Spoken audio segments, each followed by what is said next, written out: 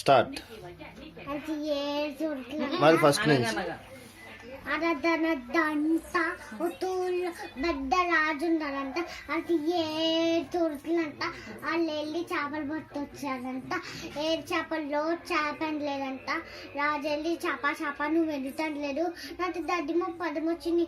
దద్దిమొప్ప దగ్గరికి వెళ్తే రాజు దద్దిమొప్ప నువ్వు ఎందుకు చేప వెళ్తా అద్దం వచ్చావు అంటే నన్ను ఆవు మేయలేదు.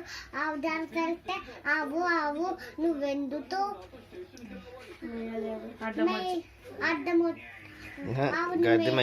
దద్దిమొప్పని మేయలేదంటే